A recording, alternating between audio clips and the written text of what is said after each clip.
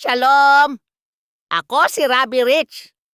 Ngayon, sisisirin natin ang mayamang lupa ng Genesis, Kabanata 2, partikular ang talata 9. Sinasabi ng teksto na pinatubo ng Panginoong Diyos sa lupa ang lahat ng punong kahoy na nakalulugod sa paningin at mabubuting kanin. Gayon din ang punong kahoy ng buhay sa gitna ng halamanan at ang punong kahoy ng pagkakilala ng mabuti at masama.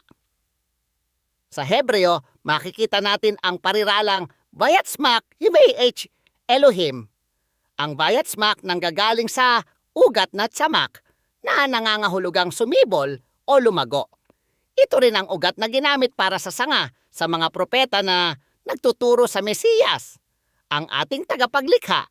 Ang Yiveh Elohim ay hindi lamang nagbigay para sa kaligtasan, kundi nagbigay para sa kagalakan.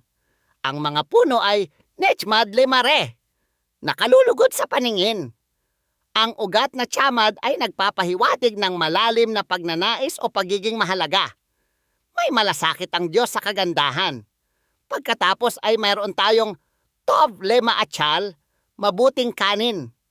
Sa Hebreo, ang Tov ay nagpapakita ng functional na kahusayan, perpektong idinisenyo upang magbigay sustansya. Ngunit sa gitna ay nakatayo ang dalawang partikular na puno, Etz Hachayim at Etz Hadaat Tov Vura. Ang Etz Hachayim, ang puno ng buhay, ay kumakatawan sa walang hanggang kalakasan sa piling ng Diyos. Ang Hebreong ugat para sa buhay, Chay, ay kinakatawan ng Chet at Yud na sumisimbolo sa paggawa at proteksyon ng buhay.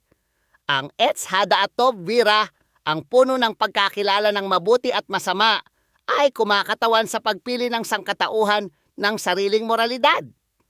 Ang Ra ay nagmumula sa ugat na nangangahulugang masira o maging dysfunctional. Bilang mga mananampalatayang mesyaniko, nakikita natin na ang puno ng buhay ay anino ni Yeshua. Siya ang Etz kung saan isinabit ang sumpa upang tayo ay makabalik sa halamanan.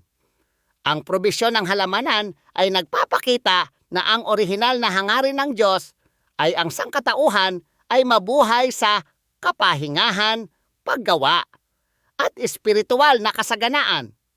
Dapat nating piliing kumain mula sa bukal ng buhay sa halip na sa bukal ng autonomous na paghatol upang i-verify ang iyong pakikilahok para sa Walking with Yeshua app. Mangyaring gamitin ang code word buhay. Ang salitang ito nagpapaalala sa atin na sa pamamagitan ng Mesiyas ang daan pabalik sa puno ng buhay ay binuksan na. Pagpalain ka nawa ng Panginoon at ingatan ka.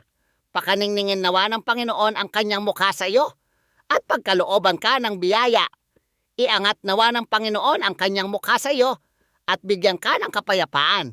Shalom!